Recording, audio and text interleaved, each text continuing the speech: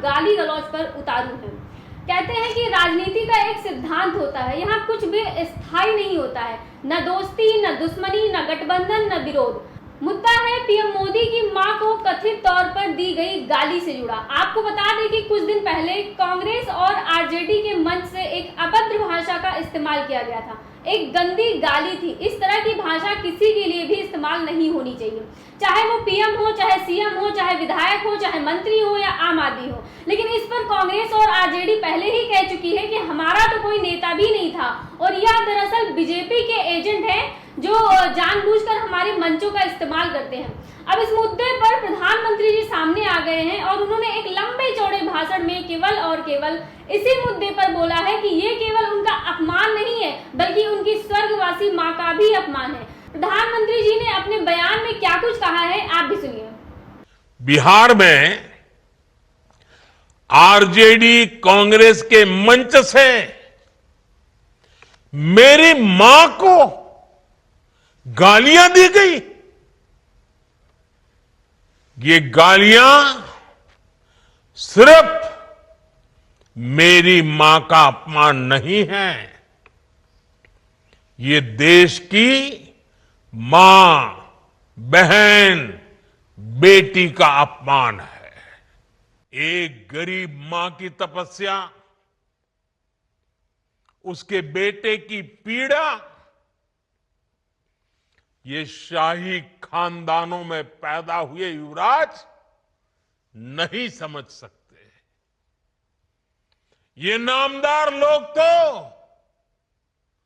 सोने चांदी का चम्मच लेकर पैदा हुए हैं। कभी ये मुझे नीच कहते हैं, गंदी नाली का कीड़ा कहते हैं, जहर वाला सांप बोलते हैं। आपने तो अभी सुना होगा, यहां बिहार चुनाव में भी मुझे तू तड़ाक करके गाली देकर इनकी नामदार वाली सोच बार बार उजागर हो रही है। इन्हें लगता है कुर्सी इन्हें ही मिलनी चाहिए, लेकिन आपने, देश की जनता जनार्दन ने एक गरीब मां के कामगार बेटे को आशीर्वाद देकर प्रधान सेवक बना दिया। ये बात नामदारों को पच नहीं रही है। कोई पिछड़ा, अति पिछड़ा आगे बढ़ जाए, ये कांग्रेस को तो कभी बर्दाश्त नहीं हुआ है। इनको लगता है नामदारों का तो अधिकार है कामदारों को गालियां देना, इसलिए आए दिन ये गालियों की झड़ी लगा देते हैं। अब ऐसी बात है दोस्तों, मुझे प्रियंका गांधी जी की एक बात याद आती है। लोकसभा चुनाव में प्रियंका गांधी ने एक बात बोली थी कि मोदी जी इतना रोते हैं कि उन पर एक फिल्म बननी चाहिए, तेरे नाम की जगह मेरे नाम। सुनिए प्रियंका गांधी ने जो गाली वाला बयान है मोदी जी का, उस पर क्या कुछ कहा है। और मोदी जी का तो आप पूछिए ही मत। मोदी जी का क्या कहना, देश के पहले ऐसे प्रधानमंत्री हैं जो परमानेंट अपनी ही पीड़ा में परेशान रहते हैं। कर्नाटका गए, बड़ी लंबी लिस्ट ले गए कि भाई मुझे इतनी गालियां दी हैं, यहाँ भी कहने लगे मुझे इतनी गालियां दी हैं, रोते ही रहते हैं। लगता है आपने वो सलमान खान की पिक्चर देखी है तेरे नाम, उसमें सलमान खान शुरू से अंत तक रोते ही रहते हैं। मैं तो कहती हूँ मोदी जी के लिए भी पिक्चर बना देते हैं, उसका नाम रखेंगे मेरे नाम। वहीं बिहार में बढ़ती राजनीति का असर उत्तर प्रदेश की राजनीति पर भी आ रहा है। इस मुद्दे पर उत्तर प्रदेश की राजनीति भी गर्मा गई है। मामले पर मुख्यमंत्री योगी आदित्यनाथ, दोनों डिप्टी सीएम केशव प्रसाद मौर्य और ब्रजेश पाठक ने कांग्रेस और राष्ट्रीय जनता दल यानी आरजेडी पर कड़ा प्रहार किया है और प्रधानमंत्री पर की गई आपत्तिजनक टिप्पणी को लेकर अभद्र गृह सोच को नीचता का परिचय बताया है। कांग्रेस और आरजेडी के मंच से बिहार के अंदर आदरणीय प्रधानमंत्री श्री नरेंद्र मोदी जी के प्रति जिस प्रकार की अभद्र और अशिष्ट नारे लगाए गए हैं, अत्यंत निंदनीय और राजनीति के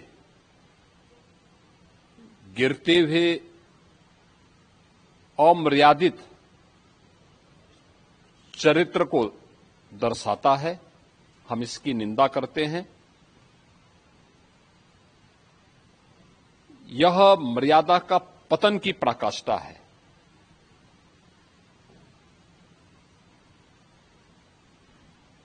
हर व्यक्ति इस बात को जानता है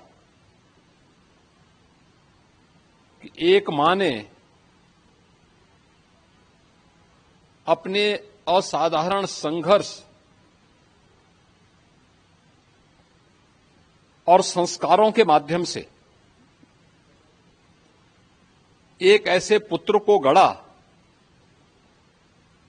जिसने अपने आप को राष्ट्र माता के लिए समर्पित कर दिया। माता से प्राप्त संस्कारों और संघर्षों ने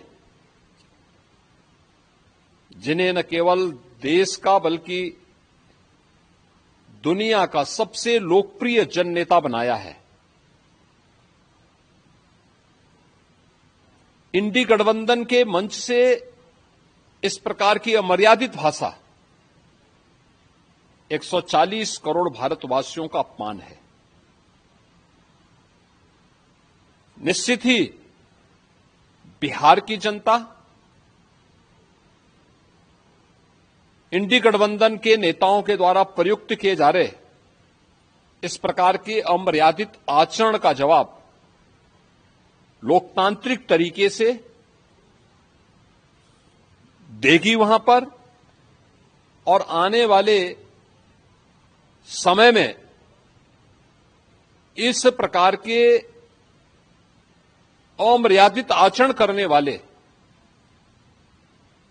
लोगों को पूरी तरीके से खारिज करने का कार्य करेगी, क्योंकि कोई भी सभ्य समाज इस प्रकार की भाषा को स्वीकार नहीं कर सकता। इसके लिए कांग्रेस के नेताओं को, आरजेडी के नेताओं को देशवासियों से माफी मांगनी चाहिए। जिस प्रकार की अभद्र भाषा का प्रयोग उनके मंचों से हो रहा था, और मुझे नहीं लगता है कि इसको कोई भी भारतीय स्वीकार करेगा। यह आचरण अत्यंत निंदनीय है और इस प्रकार का जवाब देकर के, लोकतांत्रिक तरीके से इसका जवाब देकर के बिहार की जनता न केवल लोकतंत्र को बल्कि भारतीय संस्कृति को भी बचाने और उन्हें सुरक्षित रखने में अपना योगदान देगी। बिहार की इंडी गठबंधन की रैली में राहुल गांधी जी ने तेजस्वी यादव जी के साथ मंच साझा करते हुए आदरणीय प्रधानमंत्री नरेंद्र मोदी जी के खिलाफ जिन अमर्यादित शब्दों का इस्तेमाल किया है, हम उसकी कड़ी निंदा करते हैं। आने वाले समय में बिहार चुनाव में इंडी गठबंधन को, राहुल गांधी जी को, तेजस्वी यादव जी को इसका खामियाजा भुगतना पड़ेगा। आदरणीय प्रधानमंत्री नरेंद्र मोदी जी ने हमेशा शुचिता, पारदर्शिता के साथ सबको साथ लेकर समभाव की राजनीति की है और भारत के संस्कारों को अपने शब्दों स्थान देते हुए सबका सम्मान करने का काम किया है। जबकि राहुल गांधी जी लगातार तू तड़ाक और अमर्यादित भाषा का इस्तेमाल कर रहे हैं और संसद की कार्रवाई में भी राहुल गांधी जी लगातार इस प्रकार का उद्बोधन अपने शब्दों में लाते हैं, जिससे भाषा की जो मर्यादा है वो लगातार खंडित होती है। मैं ऐसे बयान की निंदा करता हूं और इंडी गठबंधन को बिहार चुनाव में इसका खामियाजा भुगतना पड़ेगा और बिहार में भारतीय जनता पार्टी गठबंधन प्रचंड बहुमत के साथ एनडीए की सरकार बनाएगा। ये बिहार की जनता जरूर इस बार निर्णय लेने वाली है। कांग्रेस के अघोषित अस्थायी अध्यक्ष और नेता विपक्ष श्री राहुल गांधी और बिहार में नेता विपक्ष श्री तेजस्वी यादव और इंडी गठबंधन के नेताओं ने राजनीति के स्तर को इतना नीचे गिराने वाली भाषा का प्रयोग किया है कि इसके लिए बिहार की जनता के साथ साथ देश की जनता इनको माफ नहीं करेगी। इनकी जो भाषा है वह केवल माननीय प्रधानमंत्री श्री नरेंद्र मोदी जी का अपमान नहीं है, देश की 140 करोड़ जनता जनार्दन का अपमान है। इतनी घटिया भाषा का इस्तेमाल जो पार्टी देश की सबसे बड़ी पुरानी पार्टी है, जो देश के नेता प्रतिपक्ष की जिम्मेदारी निभा रहा हो, जो प्रदेश के नेता प्रतिपक्ष की जिम्मेदारी निभा रहा हो, और इंडी गठबंधन के जो भी नेता हैं, उनकी भाषा शैली इतनी बदल चुकी है कि जनता ने इनको दूध में पड़ी हुई मक्खी की तरह इसीलिए निकाल करके बाहर फेंक दिया है।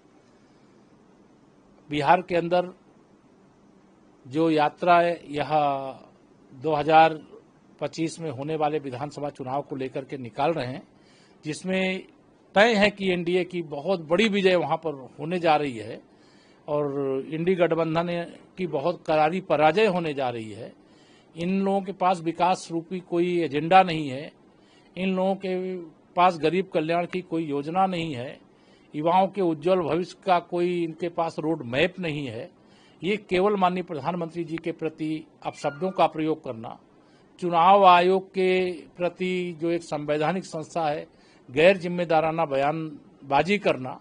पहले उन्होंने महाराष्ट्र से शुरू किया, महाराष्ट्र से जब जिस एजेंसी के बल पर ये दावे कर रहे थे वो पीछे हट गई, तो अब कर्नाटक की बात करने लगे। जब कर्नाटक की एजेंसी बाहर निकल जाएगी तो फिर गुजरात की बात करेंगे।